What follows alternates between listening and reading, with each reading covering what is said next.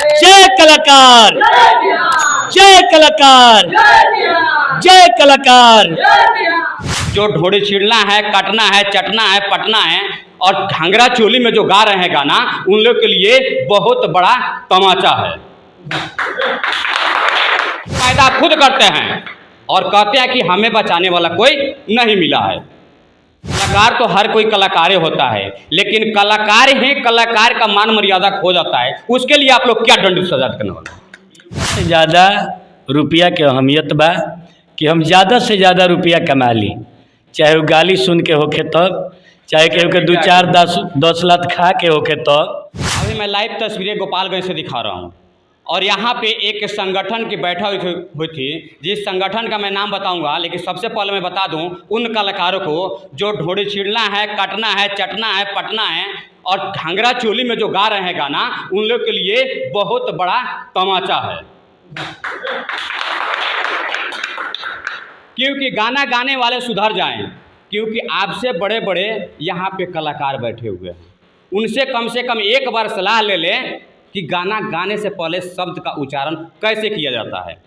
आप किसी मंच पर जाते हैं और ऐसे मंच पर जाते हैं जैसे कि आपको कम से कम लाखों दर्शक दिख रहे हैं और वहाँ पे जाके आप माहौल बिगाड़ देते हैं और जब लड़ाई झगड़ा हो जाता है तो आप क्या कहते हैं कि हमको बचाने वाला कोई नहीं मिला। उग्र पैदा खुद करते हैं और कहते हैं कि हमें बचाने वाला कोई नहीं मिला है। तो सबसे पहले संगीत क्या है, हम यहाँ बाबा हैं उनसे बात करेंगे। कैमरे पे उनका नाम तो आप जानते होंगे, धीरेन्द्र बाबा। और धीरेन्द्र बाबा से हम कुछ बात करेंगे कि एक संगठन का आज बैठक हुआ था, उस संगठन का नाम क्या है? जो संगठन का आज बैठक हुआ था उस संगठन का नाम है शॉर्ट में BCSS, यानी इसका माने हिंदी रूपांतर हुआ भोजपुरी सिनेमा संस्कृति समिति।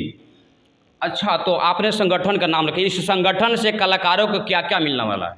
इस संगठन से कलाकार को बहुत मान सम्मान मिलेगा। इस संगठन बनाया गया है मान सम्मान के लिए। जितने भी कलाकार हैं अगर अपमानित कहीं हो रहे हैं तो संगठन जो है, अगर कहीं आपको परेशान कोई करता है तो संगठन के सभी लोग एकजुट होकर के वहाँ पहुँचेंगे और जो आपको अपमानित किया उसको उचित दंड भी देंगे। इसलिए संगठन बन रहा है। तो संगठन में सभी कलाकार से मेरा निवेदन है कि आप लोग जुड़े, सब जुड़े और संगठन एक होना चाहिए। लेकिन सबसे पहले बाबा मैं आपसे एक सवाल करूंगा कि कलाकार तो हर कोई कलाकार होता है, लेकिन कलाकार ही कलाकार का मान मर्यादा खो जाता है। उसके लिए आप लोग क्या दंड सजा करने वाले? देखिए आपका सवाल बहुत अच्छा है।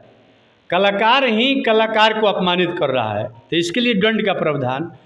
तो जब ये हमारी समिति पूर्ण रूप से जब माने अब समझिए कि जब तैरने लगेगी, उड़ने लगेगी समिति, अभी स्थापित हो जाएगा ना, तो हम लोग उसको उचित दंड देंगे। दोनों कलाकार को समाज में बैठाएंगे, अपने जिला जिस जिले का होगा उस जिला अध्यक्ष के सामने बैठाएंगे और उसको जो है उचित दंड देंगे हम लोग। तो कलाकार से हमारी ही निवेदन बा कि आपसी भाईचारा बनाई। आए रुआ सब जो हमने के BCS समिति जो बा में आके अपन भागीदारी सुनिश्चित करी। तो विशेष से पर बात है रुआ से हमरा का करे के बा, लेकिन आज रुआ से जनतनी का कहे के चाहते नहीं हो का कहे के चाहते? इस समिति तो इस समिति के गोपालगंज जिला के अध्यक्ष बानी परम आदरणीय राजू बाबा, आई प्रखंड के अध्यक्ष बानी हम धुरंधर पांडे। तो हम आज चाहें जो समाचार तो रउरा चैनल से चलबो करो, लेकिन सोशल मीडिया के प्लेटफॉर्म पर हुआ सब हमार गीत तो बहुत सुननी वायरल कुली बा। तो हम चाहतनी कि एगो हमार हृदय में बसे वाला हमार शिष्य अंजन पांडे जी बानी, आज रउआ सबके चैनल के माध्यम से चाहतनी कि गुरुजी के गीत तो बहुत मैंने सुननी धुरंधर भाई, तब एगो चिला के भी गीत के रउआ सब अपन प्रेम स्नेह दुलार दी।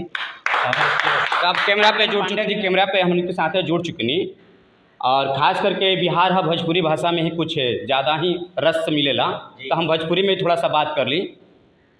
हम लोग से जाने का चाहता नहीं कि गुरुजी राव बहुत बड़ा ज्ञान के दाता बख्याता बने, सबके ज्ञान बांटा तानी, बहुत ऐसे शिष्य रख लेके हैं, रुगो शायद उन्हीं के शिष्य बनी जी ना जी। तो हमरा के ये बताई कि खास करके जौन की है ये जान अभी सुर के भी पता चलता कि अंगुड़ी से हारमोनिया के बटन बीट दबता कि ना दबता, वो गानवा कौन गावता लो शुरू में तनी बताई तो।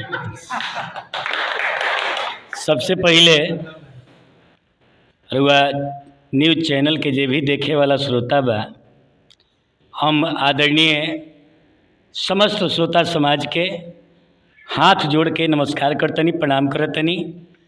आए सावन के पावन महीना में रुआ सभे के देवाधिदेव महादेव जी से शुभकामना करतनी कि सबका ऊपर अपन अपार कृपा दृष्टि बना के रखी, सबकर मंगल करी, कल्याण करी। बड़ा अच्छा लागल रुआ एगो बात कहनी है कि जितना भी हई उरेब सुरेब गीत गावे वाला लोग बा, एगो बात हम रुआ से कहब कि लोग प्रतिष्ठा की ओर ध्यान नहीं खे देत। ए लोग के लगे प्रतिष्ठा से ज़्यादा रुपया के अहमियत बा कि हम ज़्यादा से ज़्यादा रुपया कमा ली, चाहे वो गाली सुन के होखे तब, चाहे केहू के 2-4-10 लाख खा के होखे तब ना, चाहे जैसे भी रुपया चाहिए। हाँ रुपया चाही। तो हम वो कलाकार लोग के चैनल के माध्यम से एगो बात कहब कि समय बा सुधर जाई रुआ, ना तो रुआ करोड़ों अरबों रुपया कमा ले पूरा इज्जत फजीहत क के, लेकिन आवे वाला भविष्य राउर बड़ी भयानक होके जा रहल बा। अपना बेटा के बेटी के रुआ पढ़ा लिखा के कुछ भी बना सकतनी, लेकिन जहिया रुआ राउर बेटा चाहे बेटी बड़ा से बड़ा कोनो जुर्म क दी, ओकरा के रुआ डांटे के अधिकारी ना रह जाए। जहिया रुआ के ओकरा के डांटे, कहम कि रे तोरा बुझाता कि ना रे हम तोर बाप हई, कहिए चुपचाप बैठ, तू का कोइले बाड़, तू अपन ना देखल पहले हमरा के डांटे चलल बाड़, हमहू जानत हई तू का कह के हमरा के पढ़ौले बाड़। तो ऐसे हम विशेष कुछ ना कहब, रुआ सेवे चलाक बानी, समझदार बानी, हमरा बात के समझ जाए। गीत देखी पहलहू रहे, गीत पहलहू रहे जौना से भोजपुरी समाज के उत्थान होखे, आ एहू बेरा के गीत बा जौना के चलते भोजपुरी समाज के सीधे भसाने हो जाता। तो गीत रहे पहले, एक आध लाइन हम चाहब कि वो गीत के गा दी। बिल्कुल सुनाई। चूँकि हमनी का तनी हारमोनियम से बंधल बानी, जे माने हमरा बारे में जानत होई, जे नहीं जानत तू तो कही जे बनते बड़ा, लेकिन हमनी का हारमोनियम से विशेष लगाव रहेला, तो उ सब रहेला तो गावे के कुछ आनंद ही अलग बा। लेकिन स्वागत बा राउर कि रुआ हमरा के एह लायक समझनी, और वह चैनल के माध्यम से पहले के गीत हम एगो सुनाई, जवना गीत से समाज के सुधार होखे। जवना परिवार में प्रेम ना होला वो परिवार परिवार ना हो। वही पर एगो पुरनका कवि लोग गीत लिखले रहे कि जवना घर में प्रेम नइखे ऊ घर बेकार बा, जवना घर में प्रेम नइखे ऊ घर बेकार बा। अन्न धन सोना चानी चाहे हजार बा, जवना घर में प्रेम नइखे ऊ घर बेकार बा। जवना घर में प्रेम ना होला ऊ परिवार परिवार ना हो। ऊ परिवार मने अब हम का कहीं, नर्क से भी बदतर परिवार होला। और वह कतनो रुपया कमा ली लेकिन प्रेम ना होई। ते पर कवि लिखल है कि बाबू रुपया कमा के कतनो पेटी अपन भरब, घर में होई कुकुरहट जिंदा रही के तू मरब। जिंदा रहब लेकिन घुट घुट के मरे के पड़ी। ये सब पहले के गीत रहे कि घर के कलहिया जिंदगिया के भार बा, घर के कलहिया जिंदगिया के भार बा।